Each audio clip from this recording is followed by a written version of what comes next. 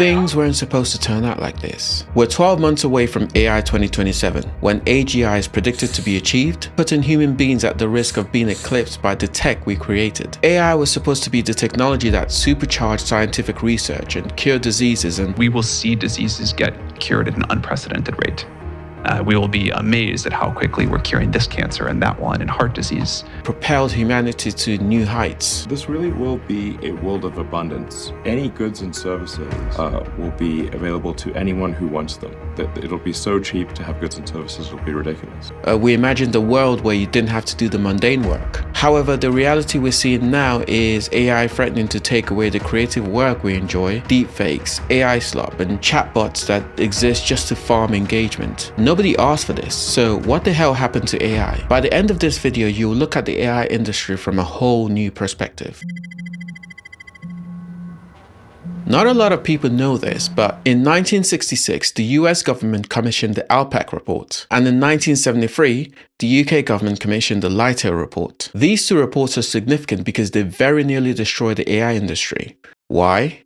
Because even back then, the AI industry was promising to deliver human-level intelligence without actually having the technology. Millions were poured into the hype and nothing was delivered. So this didn't start today. We've had multiple AI winters when funding and investment is pulled from the AI industry because of this fraudulent behavior. And it's important to keep this in mind because now the rest of the things that we're going to talk about in this video will make so much sense. When ChatGPT was launched, the world was extremely shocked and excited at the same time. We finally had the technology from those science fiction movies. And we can't blame ourselves for this because the marketing around AI echoed the same hype. You can do whatever you want, you can build whatever you want, you can achieve whatever you want if you just use AI. But if you notice, there wasn't actually anything specific being said here, no specific problem to be solved. So what did it lead to? Well, absolute chaos. Because people were being constantly told that they were going to be left behind and lose their jobs if they don't use AI. But use AI for what? By avoiding saying anything concrete, they were able to present AI as this all-powerful thing that needed to be respected and most importantly feared. And boy did they deliver on that fear. Because soon after AI 2027 was published, it was predicted that AGI was going to take over in the next 3 years. Every single AI expert went on every single TV show, YouTube, podcast, social media to instill the fear of AI in us. For the record, they weren't totally wrong about the dangers of AI. With a technology like this in the wrong hands, it can be used for really bad things. However, there was a hidden motivation for scaring the hell out of everyone.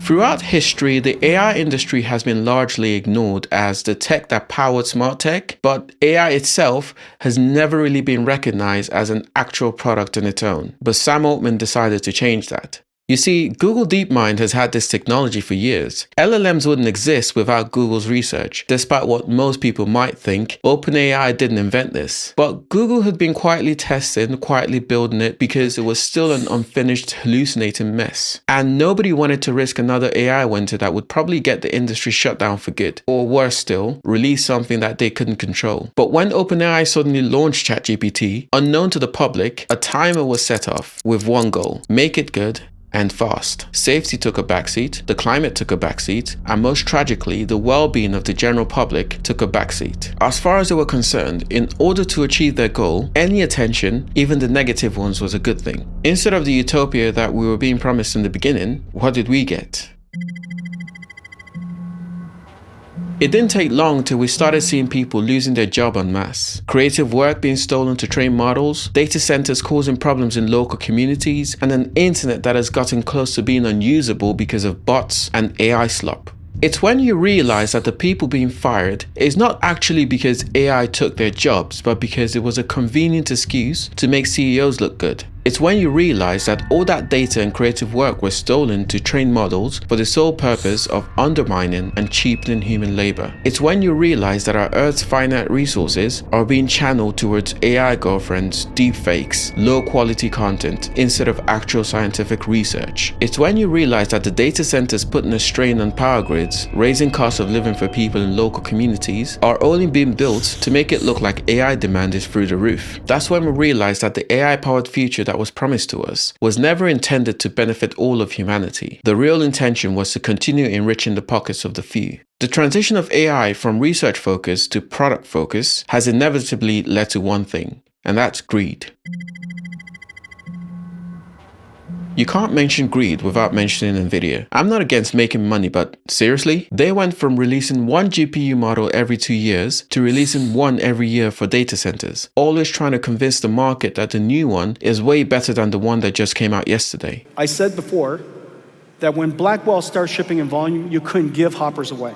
When the technology is moving this fast, and because the workload is so intense and you're building these things, they're factories, we really like you to invest in the right versions. Imagine the amount of waste this is creating, but that doesn't compare to their contribution in turning what would have been a grenade-sized hype bubble into an atomic bomb with their loop-de-loop circular financing deals. And with this fake money circling around, we've started seeing companies pivot away from caring about us, the consumers, to trying to get a piece of that AI money action. Most notably, Micron, a company that makes memory for computers, announced the other day that they're exiting the consumer market because it's more profitable to sell memory to AI companies. And this has led to RAM prices going through the roof, which means every product or service where a computer's involved is about to get more expensive. Everything's computer. I mean, we just literally came out of inflation. In this economy they created, the consumer no longer has a voice because we're not needed for money to be made. They just pass it around. But when it all fails, guess who picks up the tab? I mean, how can anyone look at this and not be angry?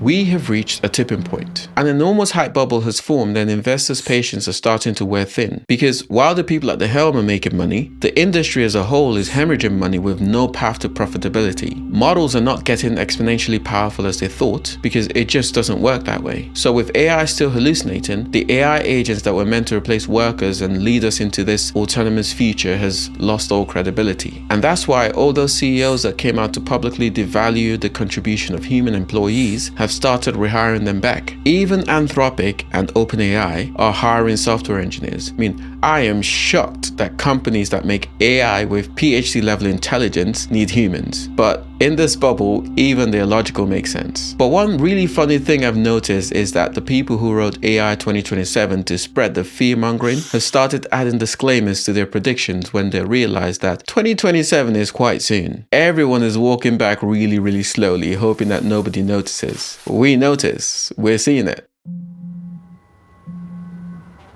Unfortunately, the AI bubble that we all want to see pop, well, it'll be very bad news if it takes the economy with it. And let's not forget all those people who are currently paying $20 a month for their AI companions and not realizing how heavily subsidized that is. I dread to think of the fallout when that is taken away from them and they can't afford it anymore. Whichever way things go, it seems like we're kind of screwed. However, I'd personally like the hype to die down and so that we can get on with our lives, because I don't know if it's just me, but I feel like we've been frozen in unproductive uncertainty for way too long. We went straight from the metaverse hype into the AI hype, wasting our time speculating on FOMO. But I know that just like the .com bubble burst, leaving us with useful internet, some might disagree, the AI hype bubble bursting will leave us with useful tools and weed out the nonsense, like the friend necklace that you text instead of talking to the actual person sitting beside you. However, there's one last question: who will remain and who will disappear when the bubble bursts? I'll leave my predictions in the comments. Let me know yours. If you enjoyed this video, you might like this one too. So see you in the next one.